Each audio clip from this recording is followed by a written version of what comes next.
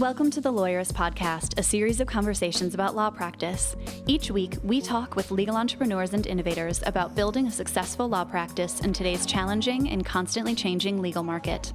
And now, here are your hosts.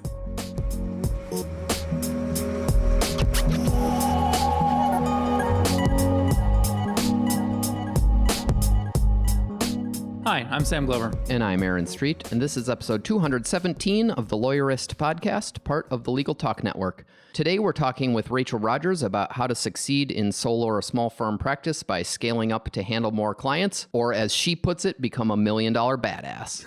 There you go. Today's podcast is brought to you by Podium, Gusto, Ruby Receptionists, and Casetext. We wouldn't be able to do this show without their support. Stay tuned. We'll tell you more about them later on. So we are very excited to announce the launch of our 10th annual Best Law Firm Websites contest.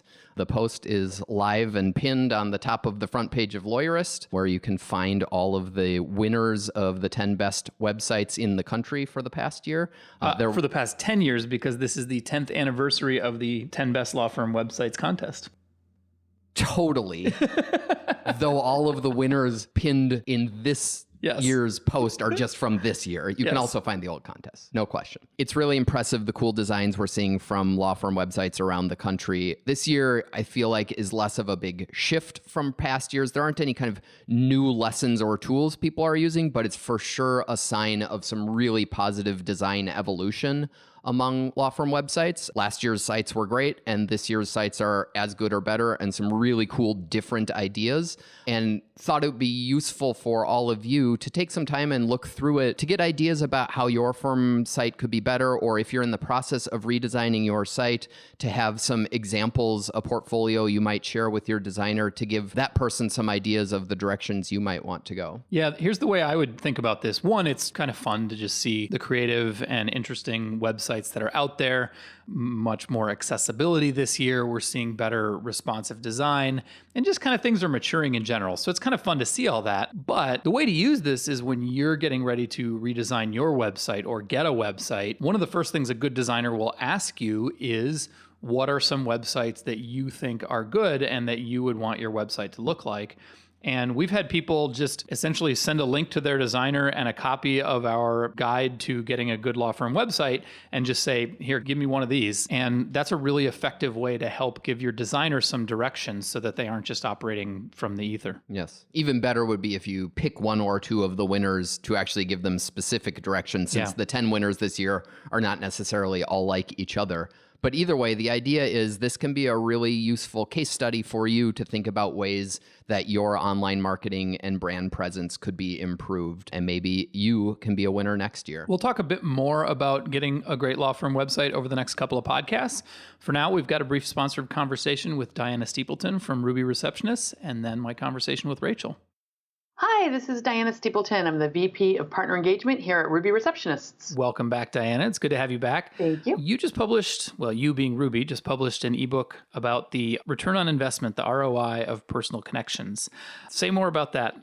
What is the ROI of personal connections, and what does that have to do with answering the phone? The reason we published this book was really because we are regularly and consistently preaching this idea of personal connections make a big difference in the world, and that's really one of our driving missions. And people often say to us, that's great, but really is there ROI on that? It's obviously a nice thing to provide, but does it make a difference for your business or your practice? And we produced this book to prove that, yes, it really does. I just smacked my forehead in dismay that anyone would say that, but I'm sure you're right. You know, I've met lawyers who believe that only they can answer the phone and they must answer it every time before the second ring. And I've met lawyers who let every call go to voicemail. Like, where on the spectrum is the right place? And does it matter if you're the one who actually picks up? Well, there's also probably a happy medium in there somewhere. It isn't necessarily feasible for an attorney to answer every call. The ones they can't answer probably shouldn't go to voicemail. You know, there's a lot of surprising stats on the importance of being responsive to potential clients. I'll rattle some off for you. More than 37% of people say they conduct an online search when looking for an attorney, and 65% say that they want to reach a business by phone. So with the frustration of scrolling around on a tiny screen, you know, when you're looking at somebody's website and trying to figure out if they're a good practice for you, it's so easy to hit the little click to call button on your smartphone. And people do that more and more. And when they do that, they expect a live person to answer the phone and to at least provide some help, right? Yeah. 74% of people said that they choose another business if they have a bad experience on the phone. And that could even be that the bad experience is simply that nobody answered it. I mean, that's a good point. It's sometimes we feel like in this day and age, we're more text oriented. But if somebody wants to call, maybe you better pick up the phone. Are there other accommodations we should be making besides just phones? Yeah, we have been being asked more and more to be able to answer people's chats on their website. So we actually just purchased a chat company, which is for a different day we can discuss. But chat's really another area where people want to engage. They go to your website, they have a question, they just want to be able to ask it right then, and they want a real person to answer it. They don't want a bot answer. You know, businesses are seeing a whopping 40% higher conversion rate when they are able to engage with someone via chat rather than the person just looking at their website. I guess it's giving people options, huh? Yes, exactly. Okay, so we started by talking about ROI. Let's get back to it. What are sort of the strategic implications of your decision to answer the phone or not? And how do you even think about ROI? Well, you know, acquiring a new client can be expensive. People spend a lot of time, money, and energy to get their phone to ring or to get someone to visit their website. And it's expensive. Some say it's 5 times more, greater cost to acquire a new customer or a new client than it is to keep one that you already have. Mm-hmm. And we know that word of mouth marketing is the cheapest and most successful type, right? I think the Clio Trends report this year said that 62% of those looking for a new attorney rely on a referral from family or friends. And those good experiences that you provide for the people who you're working with, they tell those stories. And those stories become your referrals and, they're priceless. For sure. Listeners, if you'd like to learn more about the ROI of personal connections, you can find the ebook at callruby.com/lawyeristpod. That's callruby.com/lawyeristpod. And we'll have the link in the show notes. Thanks so much, Diana. Thank you.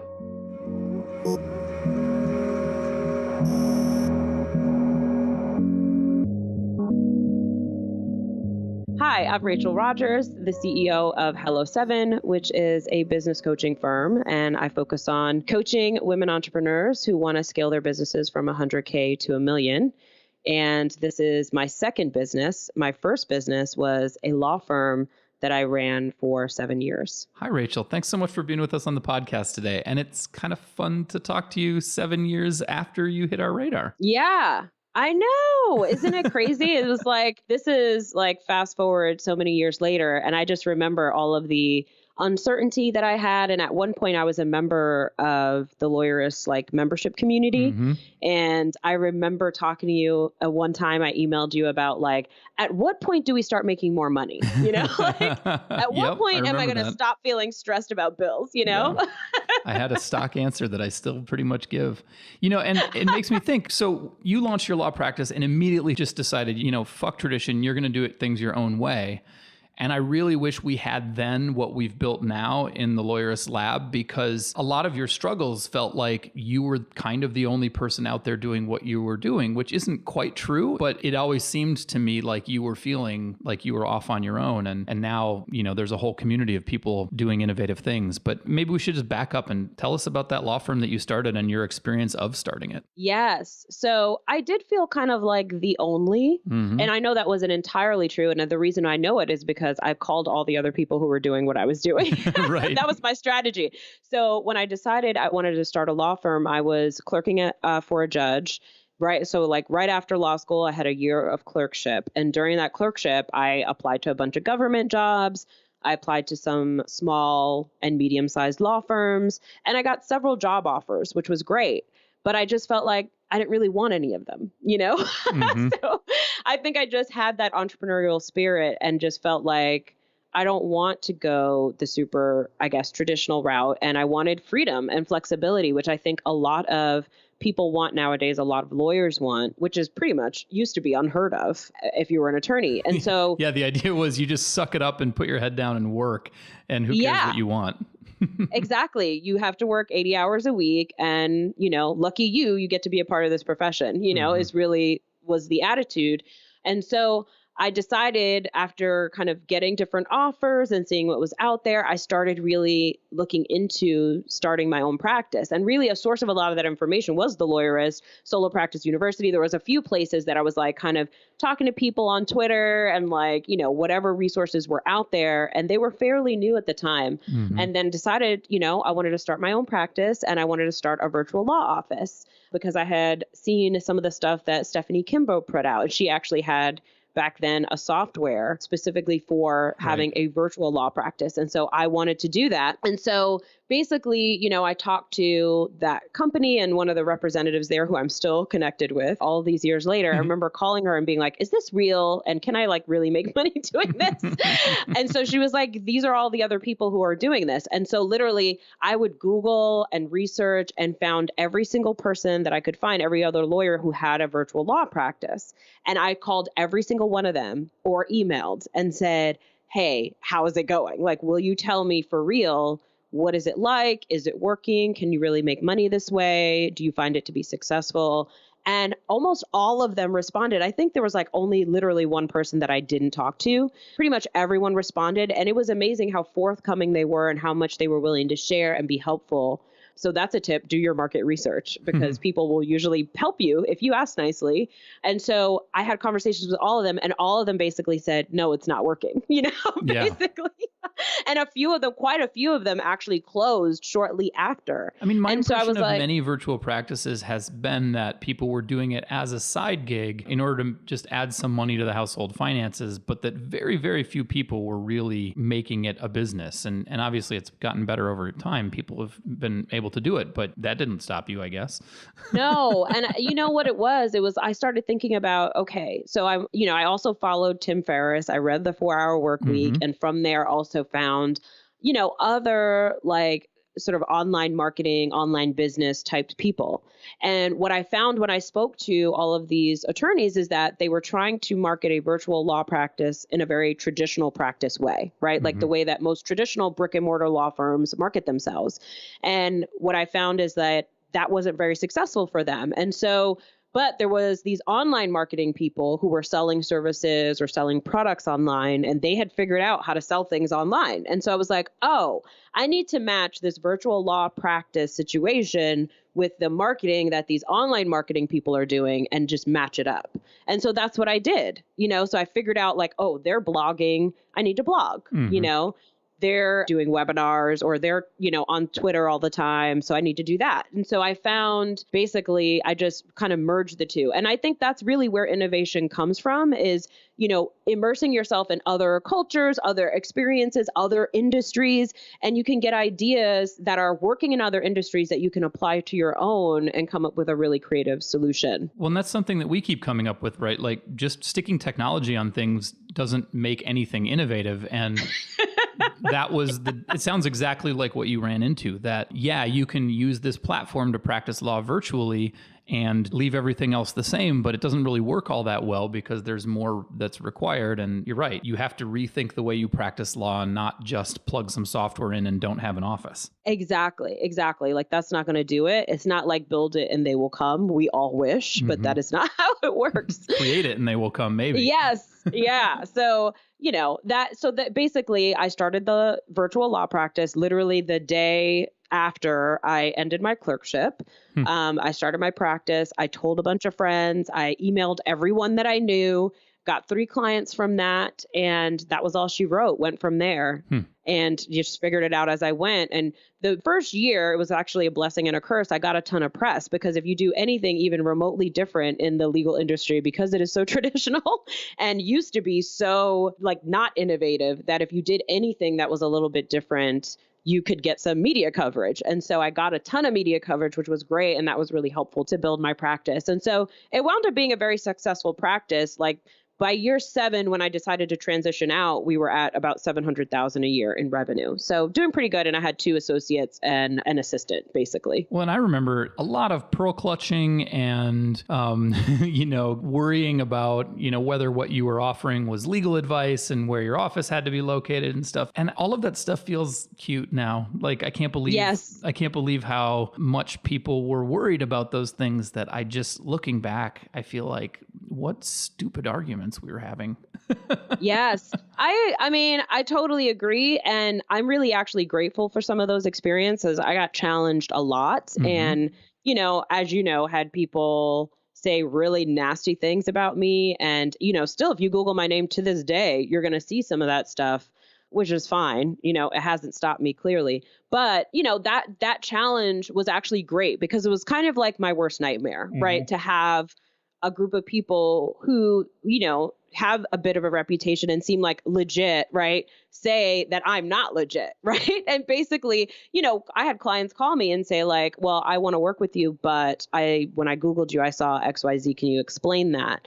But I'm grateful for that experience because it put me in a place where essentially I don't give a fuck, It put me in that place where I'm like, oh, people will say whatever they want. And when you challenge the status quo and when you are innovative, people don't like it. People like the tradition. And, sometimes they feel like, this is threatening to their career, even though that's not what you're trying to do. Or maybe they feel like, no, it shouldn't be done that way. It should only be done this way, And I feel like also the law profession does have a lot of gatekeepers.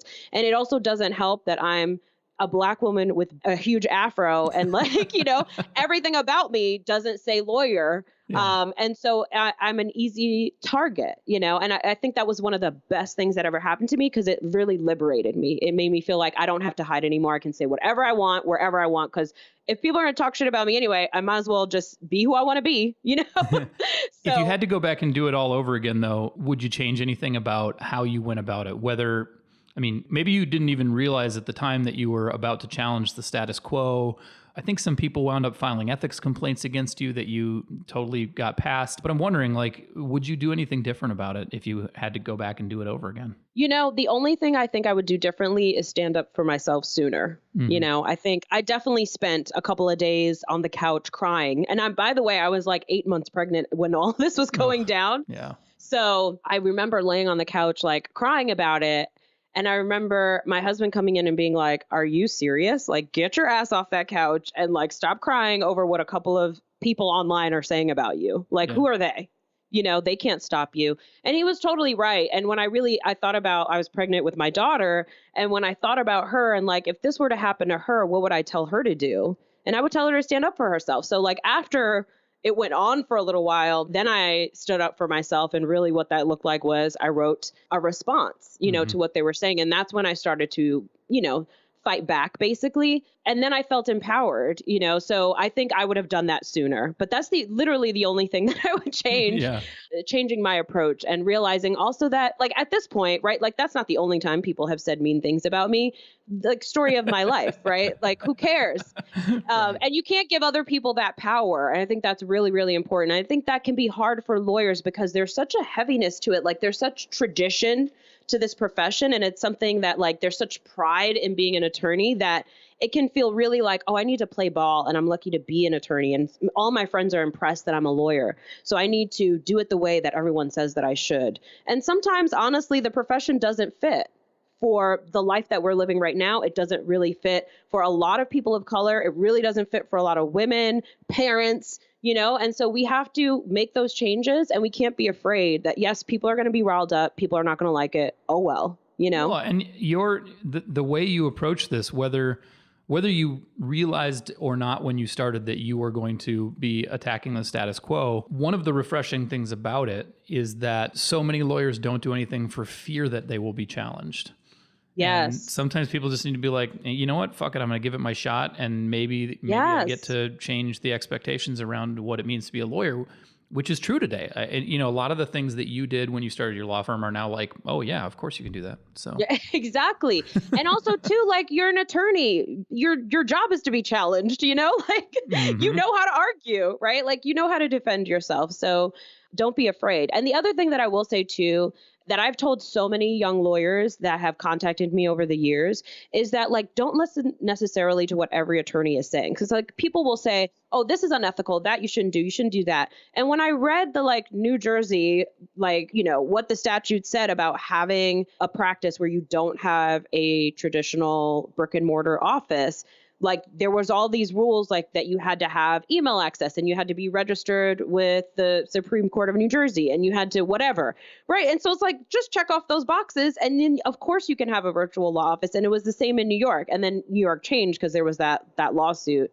So they changed the rules there. But it was always like if you actually read the statute and if you actually contacted the ethics committee, like it was totally fine. Right. But all these lawyers are saying, no, you can't. So like, don't listen necessarily to what everybody's saying, like look it up for yourself. And here's what I had, which I think is hilarious, Sam, but I feel like you need to have it. I had like my insurance file, which was everything that I was doing that was different, that wasn't traditional. I would like find the case study and like the case law on it. And I would like make sure that I had all the statutes pulled and I would put it in this folder. So that way, awesome. If it came up and I got challenged on it, I could just whip it out and be like, well, let me tell you something, you know? That seems really important, right? Absolutely. Find out for yourself, check your assumptions. Exactly. Speaking of listening to other lawyers and whether or not you ought to, though, I think you'll appreciate this. I was reflecting on this. Billy Tarascio asked me to write the foreword to the book that she was working on with a bunch of other lawyers. And as I'm thinking about what I want to say, one of the things I decided I wanted to say is like, look at our profession. We are depressed. We are suicidal. Yes. We are abusing drugs and alcohol. We are getting divorced in numbers that dwarf the general population. Yes. And the best data we have says that most lawyers are working their asses off to earn a fairly modest living. And so listen to other lawyers. Why? What can they teach you? Yes.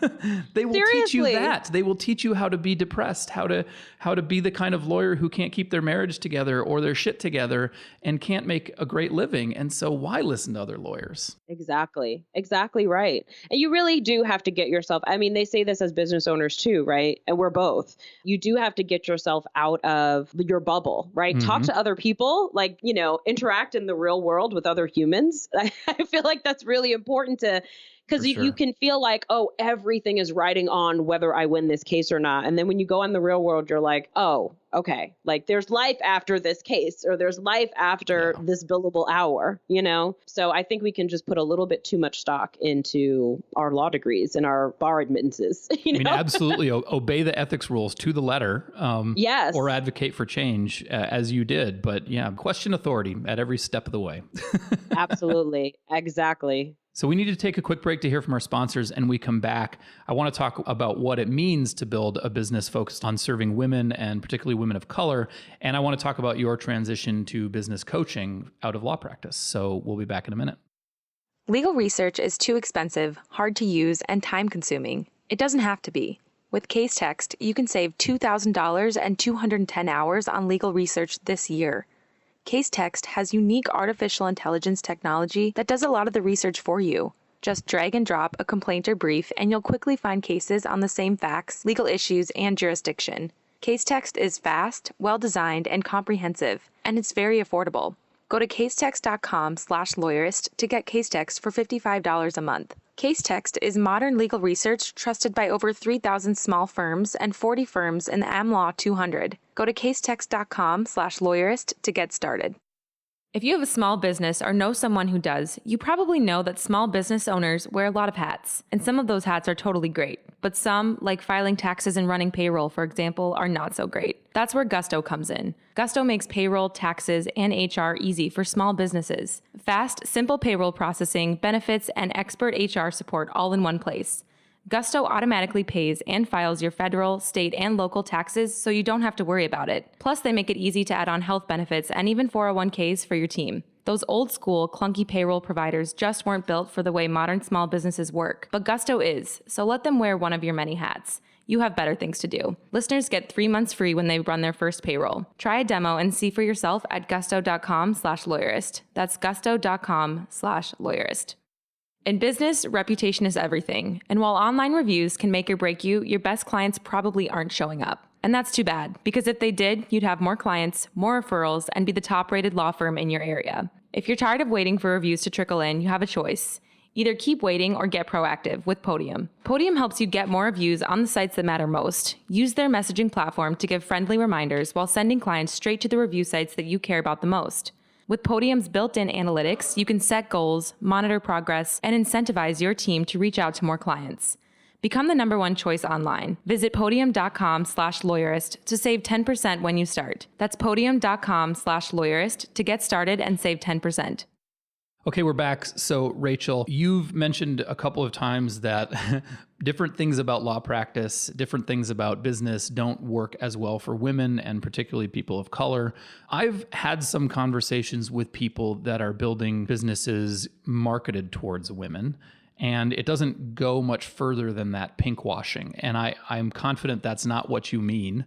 And so I'm curious about your thoughts about that. What is different about building your business around women? And I guess maybe we better tee that up by talking about what you're doing now and how that transition happened. Yeah. So I think what happened is I went on a retreat to Italy and had this realization that maybe practicing law wasn't making me as happy as I thought it was, and not necessarily what I wanted to keep doing. Because all of the things that I loved about practicing law was like advising my clients. And, you see the back end. So I was doing intellectual property law and small business law for entrepreneurs, right? And most of my clients were women entrepreneurs then. And it wasn't so much that I marketed to them. It was just kind of like, that's who showed up. And so that's who I served, I mean, I can see how that would have resonated, your marketing materials, your website and stuff. I think you put that out and people would have identified with that. Absolutely. Right. Because I'm, basically when you are one of the few, and I think that's still true in entrepreneurship, where there are obviously a ton of women starting businesses. But I think in a lot of these spaces where you find yourself with other entrepreneurs, you can be the only or one of a few as a woman and definitely as a person of color as well. So I think finding comfort in working with another woman, working with a woman of color, there is something to that. And people would get really excited about finding me. They'd be like, oh, I'm so excited. I went through your website. Like they were sold before I even got on the phone with them, which was great. But anyway, I went on this retreat to Italy. And I think I just had this realization that like all the parts of practicing law or like running my business that I really loved was everything like not actually practicing law. So like not actually writing briefs, not actually, registering trademarks. I mean, I loved giving the advice. So advising clients for sure. Supervising associates was definitely challenging, although not I had exactly one of the writing best... contracts.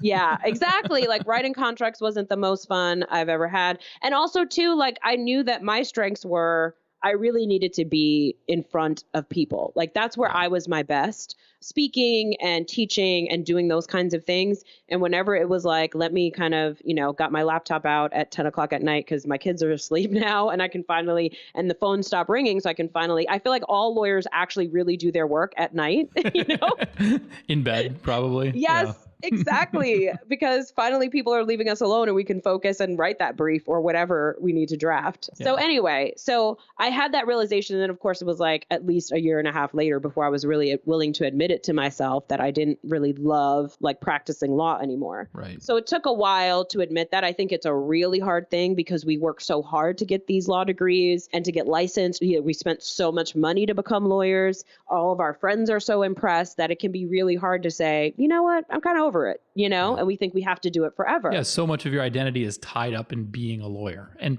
maybe even in being a particular kind of lawyer. The first transition I made was from being a consumer rights litigator to representing small businesses. And that was really hard for me to get my head around not being a litigator. Yes. Same for switching out from being a lawyer. Yep, totally. Yep. And I can totally see that. Yeah. So then I started to sort of narrow more and more so that I was like, okay, I just do trademarks and like licensing agreements, and like I would keep narrowing it until I was like, all right, I really don't, there's nothing left that I still want to do. And so I started to make that transition. And really what I did was, I feel like the transition sort of follows the money. So I was like, if I'm going to make this transition, I've been the sole breadwinner for my family for, 9 years at this point. So I didn't have the option of, I'm just going to quit. Like, and oh, by the way, I have 1 million children. So I didn't have the option to just be like, I'm going to stop doing this and go like soul search and find myself. Like there was none of that. So if I was going to do this, I had to find a way for it to make me money. And so I found that basically what I was doing was advising a lot of these business owners on things outside of just legal advice. And I was giving all of that advice for free and just charging for the contract. Right. And so I was like, all right, let me switch it and see if I can charge for the advice, Do you still do the contracts then or no? No, I don't. I don't practice law anymore, but I do still have I still give them templates and things like that, but I don't actually, basically dole out legal advice anymore. even though I am still licensed. I just don't prefer to.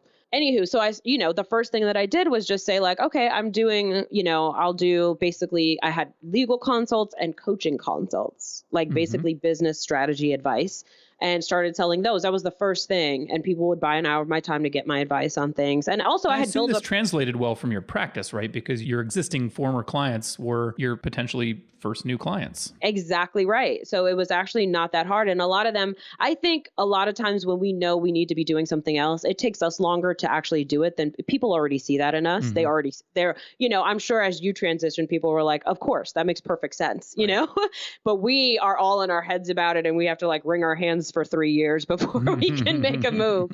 So when I told my clients, like I was terrified, especially some of my bigger clients, and they were like, oh, that's amazing. We totally want to hire you as a business consultant. And I was like, awesome. Yeah. So it actually wasn't, it was, hey, so it was like a lot of that. Yeah. And it was sort of like 80% of my revenue was still legal and 20% was coaching. And then I just sort of inched it up, and over probably a 1.5 to 2 year period, I was winding down the legal stuff, not renewing my retainer clients and things like that, and like winding up the business coaching until eventually I had no legal clients left. So it does take a while. It's like, I feel like the law is a really hard thing to leave. Like you don't just decide like, I'm done and leave tomorrow. It's like the mob. Yeah, exactly. You got to transition out. Yeah.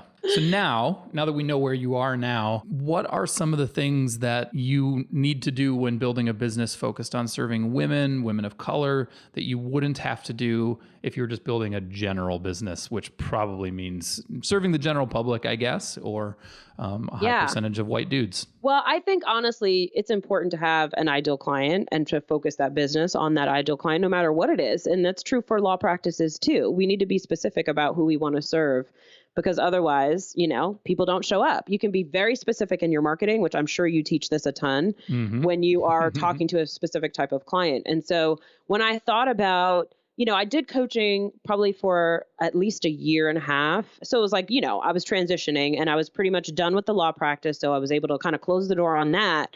And then at that point, I looked back I had been doing like one-on-one coaching, VIP days. I did retreats overseas with people. And so it was like 1 million different offers, which was way too much. And I wanted to do one thing. And I was thinking about like, who do I love to serve the most? And where do I really see the need in the market? So it was like those two things.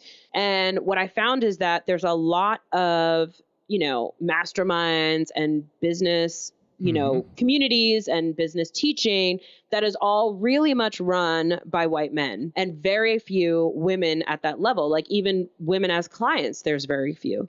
And then there's, a lot of like, for new entrepreneurs, there is like tons of stuff geared towards women as new entrepreneurs. But like once you hit 6 figures, once you get to 100K and you want to scale beyond that, it's pretty much like a wasteland, right? Like there's nothing specifically for women, and the spaces that are for those entrepreneurs that are at a couple 100,000 that want to scale to 1 million or multi-million, it's all men. It's all men, and it's mostly white men. And I've been in several rooms where I was the only Black woman, often the only woman of color, sometimes one of 2 or 3 women in the entire thing. And so I was like, this sucks, Do you have an insight into why that is? Because like we've noted that before.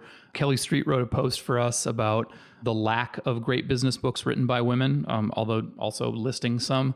Is there some reason you think that women and women of color are not writing business books and teaching and coaching and, doing the business consulting that white dudes are? Yeah. Well, I think a lot of it is that a lot of these women are being passed over and ignored. So that is certainly part of it, where I have people email me all the time like, oh, I need a woman of color to put on my stage. And they're just like, give me anybody. Right. And I'm like, first of all, which feels shitty too. Yeah, I'm like, I know 1,000 amazing women that you could put on your stage. Could you be more specific about what you're looking for, first of all? But the reality is a lot of these businesses, these communities, they are really doing a great job of marketing to white men, and they're excluding women. And so women don't feel welcome. And so they don't make themselves known. They don't apply to speak. They don't make themselves part of their community. And of course, the same is going to be true for the publishing world when it comes to getting a book deal. It's like there's so many more hoops to jump through. and you get questioned on, well, really, how big is your platform? And like all kinds of stupid questions that we have to answer as women and as people of color that like white men they're not going to get asked that question. They're just going to be given the benefit of the doubt, So in a non-cynical way, the marketing is part of it, because portraying your company as a company that is friendly to the demographic you want to serve is a way of sort of extending your arms and saying, hey, this is your place. This is where you belong. Exactly right. And so it's as simple as I just saw recently a company that's like a mastermind event. Like it's like a vacation where you go with like a bunch of other women entrepreneurs, right? And it's supposed to be high level. Literally, it was hilarious to see the photos from it. Every single woman in the photos was blonde. Like not only were they all white women, but they were all blonde, Which makes a very clear statement about who is supposed to be going on this thing. Exactly right. But then they had a diversity statement on their website. And I was like, that's the biggest crock of shit I've ever saw. Like if you actually care, then go out and bring those people in. And that means like going out and being active about it. Even how you recruit on your team. Are people of color even seeing your job listings, or are you only posting it in places where there's not a lot of people of color looking for jobs there? There's a lot of ways to be really specific. And I actually just did a huge blog post about how to make your online business, but it really is relevant to any business, more diverse. And at every level, that means people on your team, with your clients.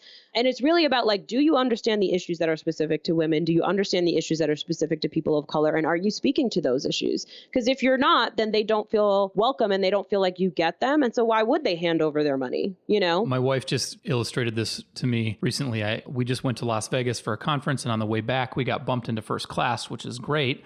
And one of the things that they do is they hand out those hot towels to freshen up. Yes. And my wife said, well, that's something that you do for men. And I was like, what? And she's like, women don't want to wipe their makeup off their faces. I was like, oh shit, I didn't even think about that.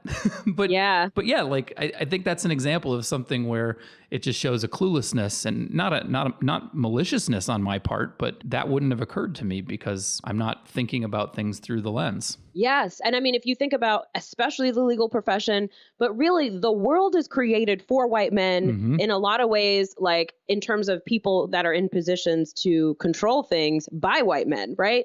And so like we're all just trying to get in where we fit in and just make it work. And that's what we're accustomed to. Women are accustomed to like, oh, I have to just adjust, and we experience it from college, law school, being an attorney, all of it. So when I, get on my podcast, or when I, am talking in my marketing or doing a webinar and I'm speaking to these issues because I get them, I understand them because I've lived them, then they're like, hell yeah, that's the person that I want to work with when it comes to building my business, somebody who gets where I'm at. And even, things that are, women really are thinking about, like, I want to have children. How can I make this business work with children, and how can they coexist? Because what I'm teaching is, how do you get to $1 million and not work 80 or 100 hours a week? Right. You'll make $1 million and work, I don't work on Fridays. I take Fridays off, And so part of your requirements is like, I'm a woman, I might have kids, whatever. And how do I just assume that those are the starting points and not treat those like an exception? Exactly right. And even women who don't want to have children, they still want freedom. They still want to enjoy their lives. They want to have life outside of their business or outside of law practice. And that's how it should be. Like, it's insanity that you should work 80 to 100 hours a week, and that's normal. I mean, it is completely bananas, and it's actually bad for business. Like, every study that you could read from Harvard Business Review and a million other sources say that, like, people need time to recharge, and you will actually make your workforce more productive and more effective if they work less, not more. So, but apparently law firms and corporate America has not caught up with that. So you are a woman of color building a business around women of color. What would you say to somebody who is not a woman of color, but is trying to be more open and welcoming and actually inclusive, not in a cynical way, not in a pasting a diversity statement on way, but actually trying to do those things? And I understand that I'm asking you to like be the standard bearer, which isn't fair, but I thought as somebody who's doing it, you might have some tips. Yeah. And, this is something that I get DMs about this on a regular basis from my white male entrepreneur friends who are like, okay, no one of color or no women are showing up to my events. Right. And they start to feel embarrassed about it or a little upset about it. Like, what can I do? You know, which is it kind of, I guess I'm kind of what I'm asking is like, how do you start troubleshooting that? Yes, absolutely. And so one of the things that I feel like first of all, at a base level, there's two things that I would say. One is start looking at the network that you have in general, right? In your personal life, like who are your kids having play dates with? Who are your close friends that you're hanging out with? Who are you meeting for coffee? Like if everybody's a white guy, well, guess what? Your business community is going to reflect that. Exactly. So how can you go to a networking event that is going to be mostly people of color? How can you put yourself, like, go to restaurants that are, in, multicultural neighborhoods, right? And like find ways to have play dates with the children of color in your kids' classroom so that you can talk to the parents and connect with them. So you can find ways in your daily life to like really like reach out to your neighbors that are people of color. Like those are some of the things that you can do immediately is start to build, a multicultural like friendships, right? In your personal life.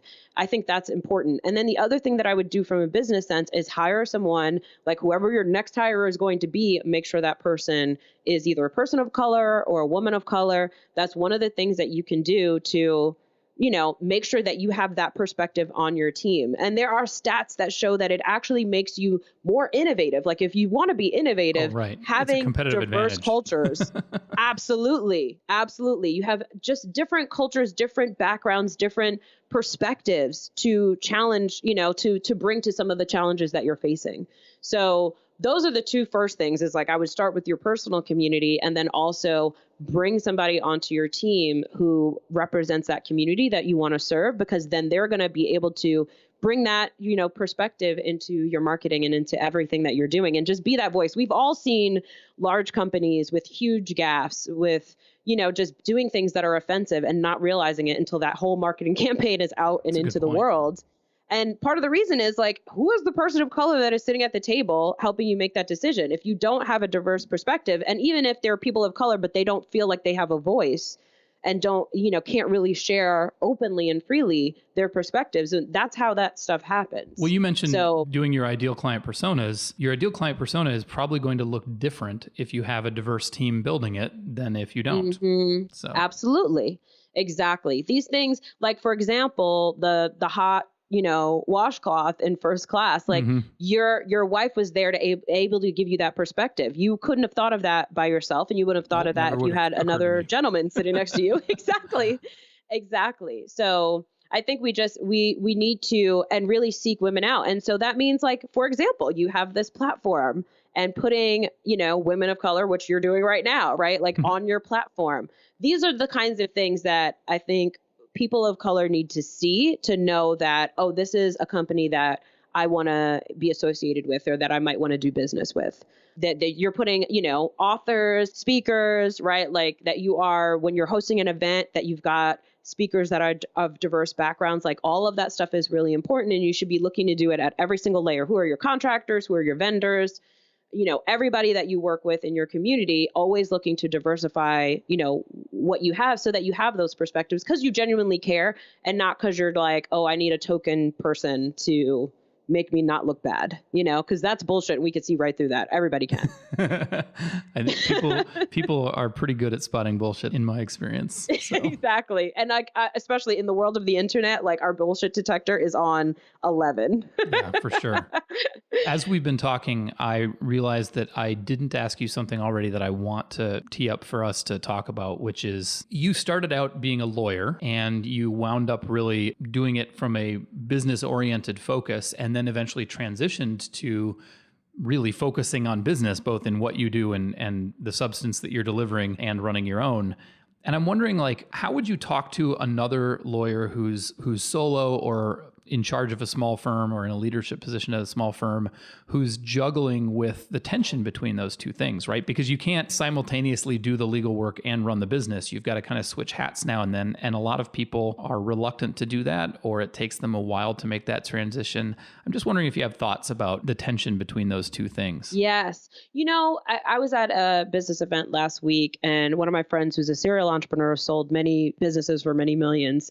One of the things he said to me is that the businesses that win and that are the most successful are the ones that build leaders the fastest. And I thought that was such great advice and such a great way to put it. And so I think that should be what you're competing for, not to prove that you can still practice law or that you're still touching all of the clients' cases. It's really not about that. You know, if you think about, like, I'm trying to build a practice that makes a difference in the world, that can serve, you know, more people, impact more people, and also make more money, because when your firm is making more money, then you can treat your clients better, you can treat your employees better. There's a lot of impact that you can have when you have more resources. So these are all reasons why you should be looking to scale. And so if you're going to scale your practice, you got to get yourself out of the day-to-day as soon as humanly possible. And when you say scale, how much scale do you have in mind? Well, my sweet spot, what I always talk about is going from 100K to $1 million. That is where I really like to work with clients. And, and then obviously once you get to $1 million, then sky's the limit, right? You can go beyond that. But that's usually something that seems so far-fetched or so far off for a lot of people. And I'm like, it is so doable. It's not even funny. You just have to trust that you can and want to. And then once you do, you make the moves that make that happen. And part of that is... The key there is that like 100K is something you can do on your own, selling your time. Right. $1 million is something you can do on your own with a little help, but you have to get out of the time mindset. Absolutely. Yeah. And so that means, for me, I knew, like, honestly, basically what happened to me is I created my digital product, Small Business Bodyguard. It was super successful. I had a baby at the same time and moved across the country, like all literally in a 2-month period, and almost had a nervous breakdown. And so that's what was the impetus for, I got to bring on an associate before I lose my freaking mind. Yeah. So that's what caused it for me, but don't wait till that point. I knew I needed to hire someone like a year before that. I was just scared. But I think the good measure is like have 3 months of their salary in the bank, or like just in recurring revenue that will come in, and then you can do it, right? Like, and then they will help you start to build that revenue beyond that. But having, attorneys, I felt like when I wasn't divided, right? Like if I'm running the business and I've got my CEO hat on, and then I'm also doing legal work, I'm divided, right? But my associates were 100% focused on our clients and getting them results. And so that meant they could do the job better than I could because they weren't divided. They were 100% all in on that one thing. And once I realized that, it clicked to me like they are better to do that. And what I can do as a leader and as a CEO of this business is pour into them, train them, help them develop their talent, help them develop as leaders. And then our clients are thrilled to be working with them instead of me, And if I'm hearing you right, what you're saying is that what it takes to get past that 100K barrier is becoming a leader and handing the legal work over to other people. Yes. And I think really leveraging your time, and really in business, there's 2 ways to do it. You can capitalize on your intellectual property, which is what I did by creating a digital product, and you can hire other people to do some of this work. And I think really you should do both. What about people who are like, but I really want to do the legal work? What do you say to people like that? Well, if that's the case, then you should probably create a leveraged offer, like a digital product. Or, one of the things that we did was we had what we called an annual program where clients paid us a retainer to get advice whenever they needed it. And there were like certain amount of services included. And so they were like paying us all year long to essentially be their lawyer. And this is something that usually was available only to like really big businesses or really high net worth individuals, where they can keep a lawyer on retainer and basically reserve your time or some of your time for them should the need crop up. And now it's available to small businesses. And so that's what I did. And that was great. It meant that I had, 30, 40, 50 clients paying me every single month. And I knew that money was going to come in. It like took away the sort of feast or famine and the fear around cash flow, which was great. And it also meant that I could hire people because I could rely on that income. And then we were available when they needed us, right? But we, if they didn't need us, they weren't calling us, which was great, so that we could be free to serve other people. So we knew exactly how many retainer clients could I handle with one associate. And then once I reached beyond that, okay, now I need to add a second associate for that second set of clients, But either way, if you have an idea of what you want, like there is scale opportunities, small scale, and there's bigger scale and medium scale and everything in between. 100%. And still to this day, there are still very few lawyers who are practicing in a way that's really innovative, that really serves the consumer in a way that they want to be served. And so really all you have to do is think about your client and what is their situation? What is it that they want? And what are some creative ways that you can serve them? And, like, for example, and I know you've seen this, and I think I've seen this mostly in the family law space, where there's like a membership community, and you pay $200 a month to have access to, templates and, basically step-by-step walkthroughs of how to use those templates and like what to expect in, this type of family law case or whatever.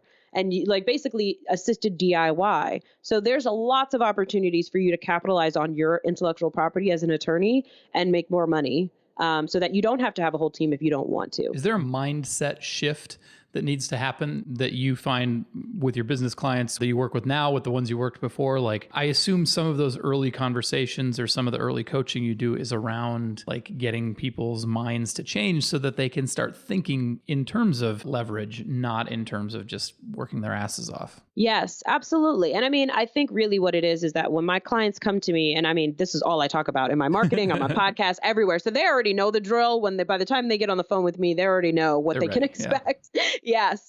And I was an IP lawyer, and really that's how it came about, because I saw all of my clients leveraging their time, leveraging their intellectual property. And I was like, this is a game I need to get in on. What the hell? Mm-hmm. Why am I only doing all the legal work, but also not being, realizing that this is how we build wealth in America? That is the reality of it.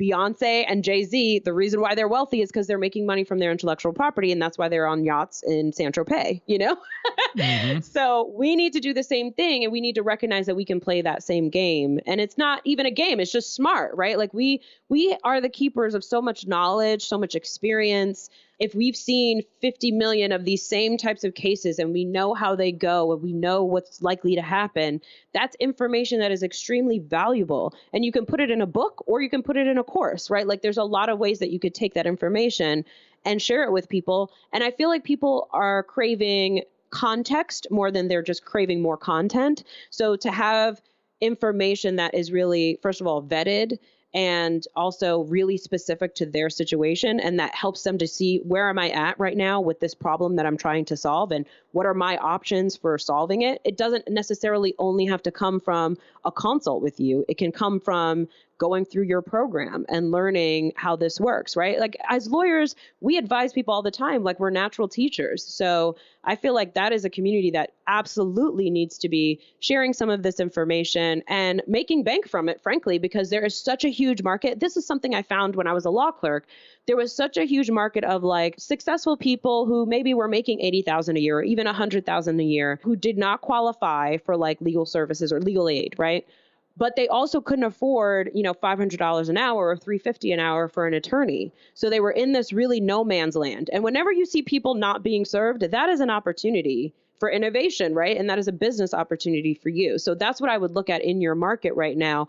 Who are the people who don't have enough to hire you, but maybe they do have so much that they don't qualify for legal aid? What are some options that you could create to serve them? And just go through the thought exercise of like, exactly. Okay, like this isn't the way I normally think about clients, but here are some people that have some money. What could I offer them? How could I do it? Just as a thought exercise. And if you keep doing that, you'll start coming up with stuff. Yes, a ton of it, and sky's the limit. A lot of attorneys now are selling templates for people who just want to do it themselves. Mm-hmm. So, I think that obviously that's a route, but really there's like so many different things that you could do. I wouldn't just look at what are other people doing. I would really look at your market first. I think that's where the answers lie for opportunities for leveraged offers. And you will serve a bunch of people. I mean, I can't tell you how many people, I had thousands of people purchase my Small Business Bodyguard program, which is it literally sold yesterday. It's still selling today. Cool. And I get emails all the time that are like, this was epic. It was so helpful. I couldn't afford an attorney. Now I know exactly what to do. I'm armed with the information, and like what we do is like, we update it once a year. It's really not that hard, Yep. And a lot of that law does not change much, and that's it. And we're able to continue to make money from it and continue to serve and help others. So it's a win-win. Rachel Rodgers, it's been so great catching up with you and hearing about what you're doing now and talking about coaching and alternative business models and building businesses around women of color. So thank you so much for being on the podcast. Thank you for having me. This was a blast.